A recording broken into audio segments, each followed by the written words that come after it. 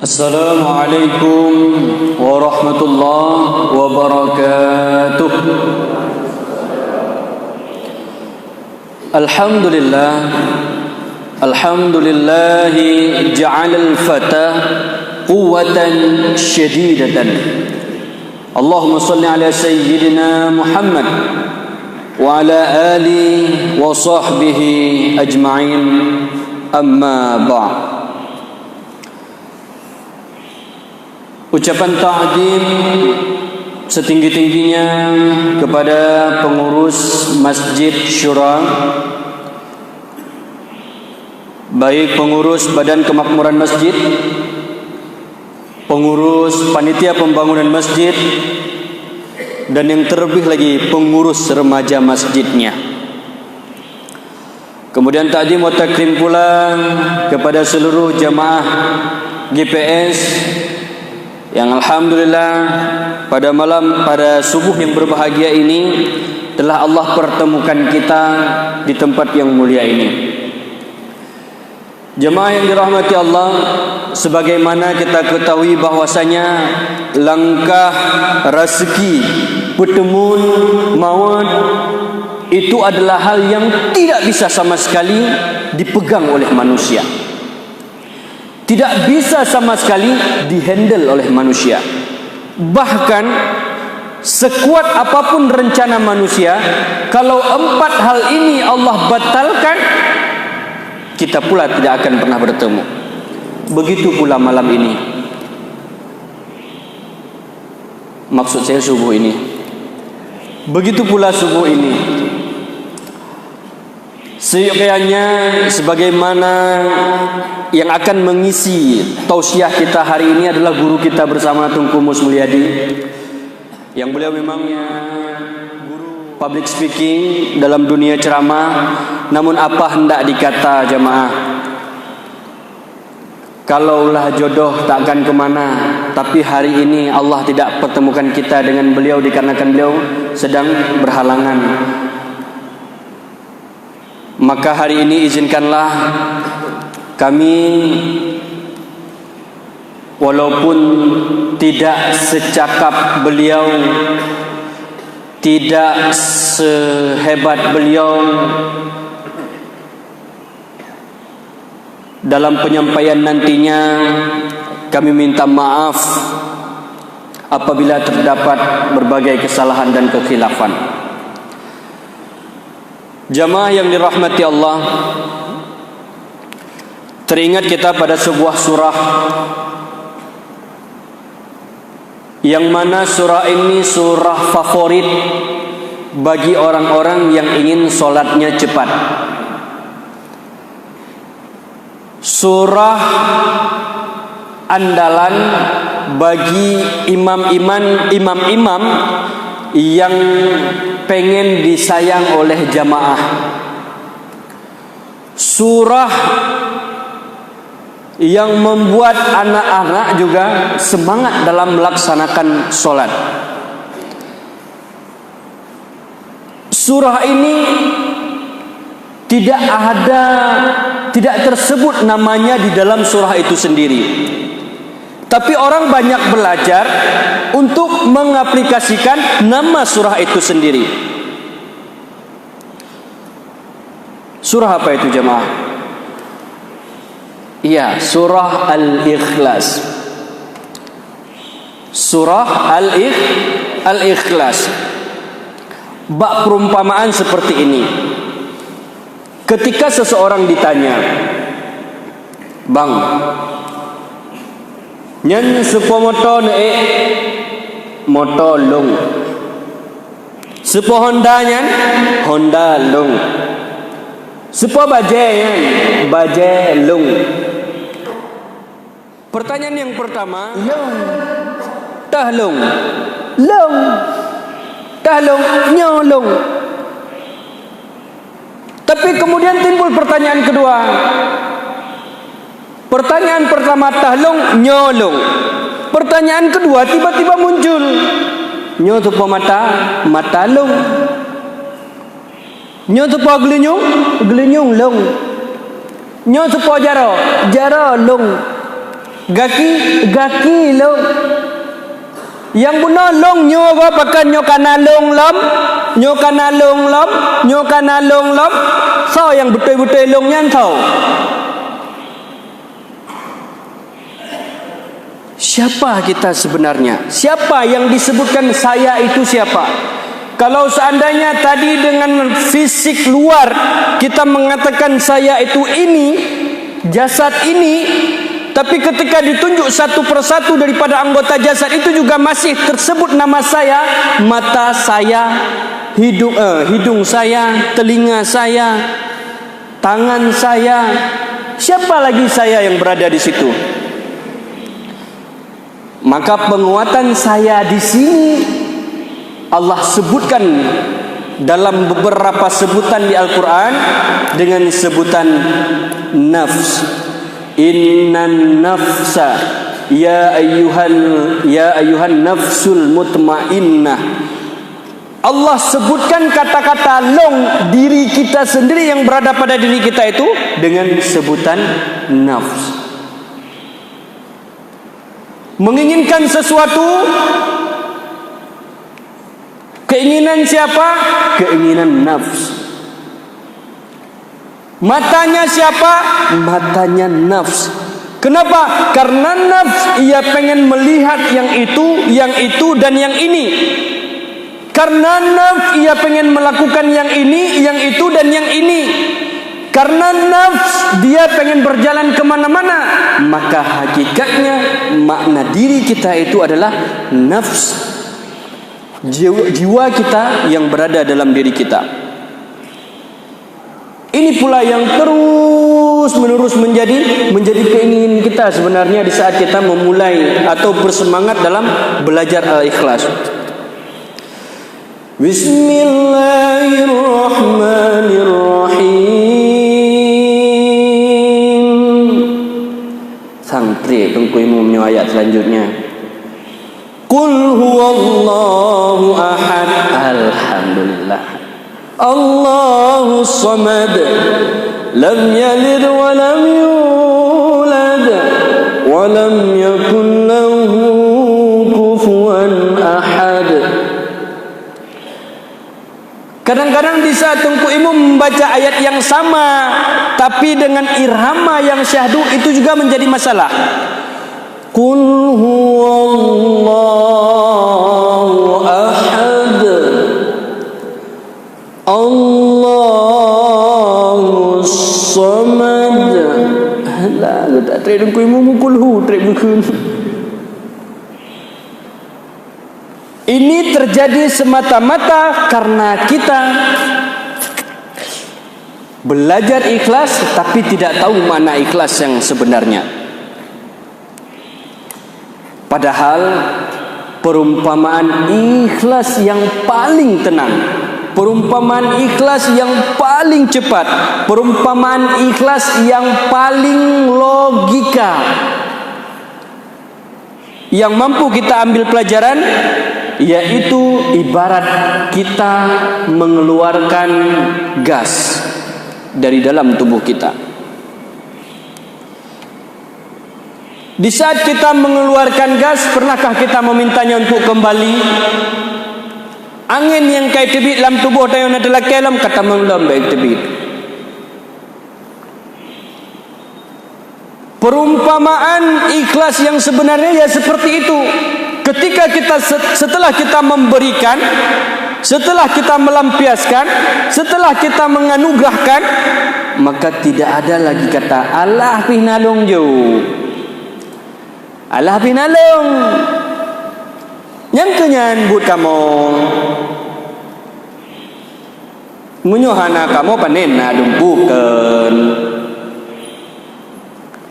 Bila hal ini masih sering terucap pada lisan kita, maka ingat nama surah favorit kita itu belum mengalir dalam jiwa kita. Alhamdulillah ikhlas hai. Ikhlas kok berat ikhlas dong pelakunya mandum, kok berat ikhlas dong juga.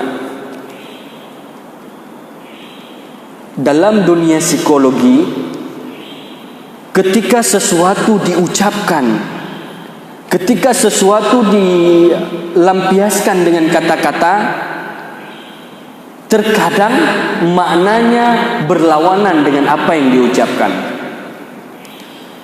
Makanya tidak sedikit aplikasi ikhlas gagal di ucapan. Siapa yang mau mengucapkan itu tadi? Nafsu, jiwa kita itu tadi. Kenapa? Karena kita enggak puas. Kita sering sekali enggak puas dengan diri kita sendiri setelah berbuat kebaikan, setelah berbuat amal.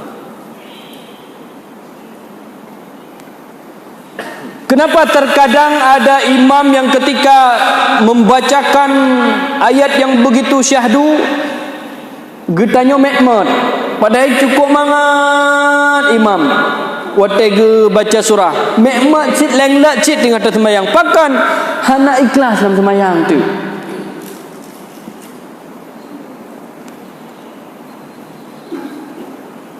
Pakan si kadang awate tungku khatib tengah ke ceramah, kadang-kadang tungku khatib bak Jumaat atau bak ceramah harian atau bak bud tengah ke surah kitab, tengah ke surah pelajaran, getanya lenglet mekmat lenglet. Pakan karena kita belum ikhlas. Maka perumpamaan ikhlas yang paling simple itu berada pada saat kita buang air, pada saat kita buang gas. Perasaan lega hinana, mangat perut hinana, mangat aso hinana. Walaupun ada bahasa yang mengatakan kalau dilepas rusak kawan, enggak dilepas rusak badan. Tapi pada dasarnya aplikasi daripada ikhlas ia seperti itu. Setelah kita melepaskan semua yang mengganjal di perut kita, maka kita merasa tenang. Ketika kita beramal setelah amalan kita merasa tenang, inilah aplikasi ikhlas yang sudah kita laksanakan. Oh, dengku nyolong keun bacut. Kepun nekun ke semangat orang lain. Etah nekun ke semangat orang lain. Munyo seandainya nekun si pupuhai ke semangat orang lain. Contoh nyo tiang nyo sabak na long bantu watengan hansep peng masjid jadi long bantu sabak tiang. Munyo hana long bantu sabak tiang hana lagi wahi masjid tiang nyo. Gura ju. Ana laga. Kalau kata-katanya itu termakan sakit hati oleh orang lain yang mendengarnya, maka itu bukan bernilai sebuah motivasi, akan tetapi sebaliknya bernilai sebuah kehancuran daripada amalnya. Ria. Ada yang namanya ria, Bu? Ibu ria. Kenapa ria? Karena semua yang ia berikan seharusnya sifatnya ikhlas, atau ia ingin belajar ikhlas, niatnya memotivasi karena bahasanya diiringi dengan nafsu tadi, maka berbalik dari ikhlas menjadi ria. Oleh sebab itu jamaah yang dirahmati Allah, dalam menjalani kehidupan sehari-hari, pengontrolan nafsu kita itu terkadang tampak dari langkah kita, tampak dari ucapan kita, tampak dari mata kita. Kita ingin bersedekah, terkadang hawa tanduk sedekah di samping urang, kepu tamat sedekah di samping urang, bah jikalan sedekah long le. Oh nyo londuk di samping dengkui mum. Bah singah ke kalian di dengkui mum. Sedekah long le. Atau kita terkadang melakukan sesuatu ya karena karena pandangan kita terhadap keduniaan, jabatan, harta, tahta, wanita. Ditambah lagi hari ini kuota 4 dalam 4 kebutuhan manusia di zaman milenial: harta, tahta, wanita, kuota. Kalau tanpa kuota rasanya hidup sengsara hari ini. Maka karena orang yang berharta na tengku maun yang kaya gu tadu sampai gak nyan tamu sedekah iku gak nyan bahagia kalan legak nyan, agar suatu saat nanti kita bisa dijadikan partner dalam setiap bisnisnya. Kita menyumbang semen ke masjid hanya karena ingin dinilai kaya, atau hanya karena ingin dilihat pejabat, supaya proyek-proyek itu mengalir ke kita. Kita bersedekah di celeng masjid di depan wanita cantik sebagai salah satu alat rayuan untuk menggombalinya. Jikalau hal ini masih kita lakukan, jamaah sekalian, kembali pada konsep nafsu kita yang di depan, ikhlas kita mundur ke belakang. Oleh karena demikian, jamaah yang dirahmati Allah, dalam mengisi hari-hari kita, marilah bersama kita aplikasikan nilai ikhlas kita. Ikhlas hadir ke masjid, ikhlas bukan hadir saja, ikhlas setelah hadir, ikhlas melaksanakan ibadah di masjid lillahi ta'ala. Jangan lillahi ta'ala itu di mulut kita saja. Pakan nejak GPS ronyo. Hum hai aku jak aju. Lagi gop jak, be ana tagai. Tajak aju. Tro masjid, solatnya dilakukan untuk GPS, bukan lillahi ta'ala. Padahal seandainya hadirnya lillahi ta'ala, solatnya lillahi ta'ala, itu GPS mengiringi. Besoknya lagi ketika kita mengajak kawan-kawan untuk hadir ke GPS lillahi ta'ala, itu menjadi teman bagi kita nanti di akhirat. Maka jangan biarkan urung-urung yang nak digeniring ketanya orangnya, cina kalan abang, bapak cina kalan unun 3, uwi 3, kem 3. Kem unun 3, kem uwi 3. Nekalan berumeh urungnya. Sebab tu jangan biarkan nanti orang-orang yang berada di sebelah kita nanti itu berada dalam neraka. Tapi jemput senyum mereka nanti di surga. Kenapa? Apa alasannya? Pekan kamu surga. Karena kita mengajak mereka keikhlasan untuk menghadirkan jamaah. Karena bukan jamaah solat saja, tapi juga ada majelis ilmu di dalamnya. Maka netanda ju tubuhnya netanda urang belah rawi tira, belah raunun tira, nemat urangnya, nepakat urang lain lillahi ta'ala tip-tip GPS nya longjak karena Allah. Long pakat urang lain karena Allah. Long jemput ilmu dari setiap penceramah karena Allah. Long dengar kesyahduan imam karena Allah. Long sembahyang karena Allah. Ya Allah, usalli adba'il GPS lillahi ka ya Allah. Sengaja long ikut GPS karena roh ni Allah, karena menjemput ridha roh ni Allah, kan karena nafsu pengen tenar, kan karena nafsu pengen dikatakan saya muda, harus berjiwa muda, tapi karena engkau ya Allah, untuk mensyiarkan agamamu ya Allah, untuk mensyiarkan semangat agamamu ya Allah, dan untuk menyelamatkan orang-orang muda dari pengaruh-pengaruh yang jahat ya Allah.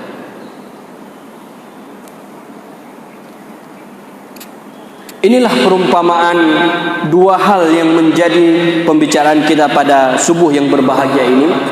Maka mari kita isi nafsu kita dengan hal-hal yang baik, lalu kita iringi nafsu itu dengan keikhlasan mengharapkan rahmat dan ridha Allah Subhanahu wa taala. Dan semoga Allah jaga kita semua dari para pengaruh-pengaruh orang-orang gila yang berpendidikan, orang-orang gila yang terlatih, orang-orang gila yang menghancurkan jamaah bangkitnya Islam hari ini. Maka kita harus bersinergi, anak muda menatahme, anak muda timpang kandang, taban-taban tabuda, tapuga, tajaga, bukan agama Allah. Seminimalnya kalaupun nilai ibadah tidak ada pada diri kita, cok pekatun urung awai, pu pekatun urung awai, bekatun urung awai bak jaga agama, kara gehana ge temayang, urung yang temayang han gerle, urung yang temayang han gepoh, tapi gejaga urung temayang. Dan itu berada pada selemah-lemahnya iman. Itu nilai positif. Ada juga positifnya. Atra semua mandumnya na positif negatif. Sudah terdoktrin dalam diri urang Aceh. Long kutemayang hana, tapi menyoikap ikut ulama dan bekong. Long kutemayang hana, tapi munyo langgeh abu dan bekong. Nyawang long rela untuk membela ulama. Hari ini kita kuatkan lagi, kita bangkitkan kembali.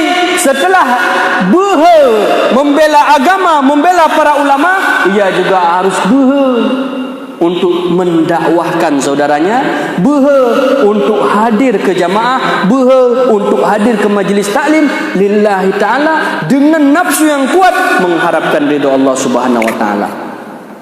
Jamaah yang dirahmati Allah, hanya ini saja yang dapat kami sampaikan pada subuh yang berbahagia ini.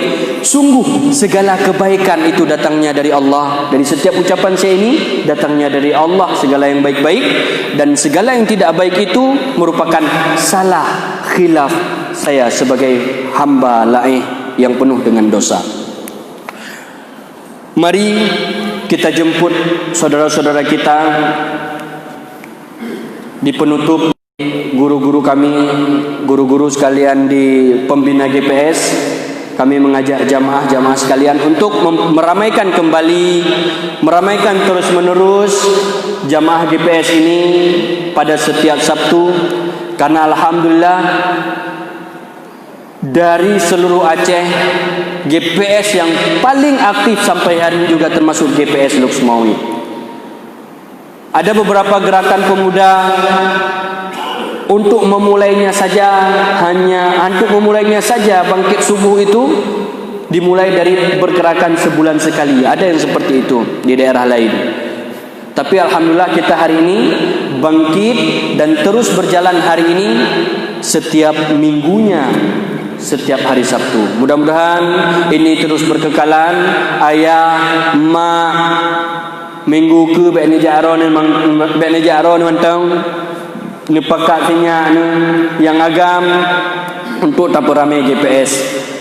Dan insya-Allah ini menjadi modal bagi kita untuk mengajak kawan-kawan kita di kiri dan di kanan kita, bukan saja bertemu di sini, tapi harapan kita juga sebagaimana nanti Allah pertemukan kita di sini, begitu pula Allah pertemukan kita nanti di akhirat. Terlebih kita menginginkan kehadiran kita tidak di sini saja, tapi juga nanti Allah kumpulkan kita di surganya.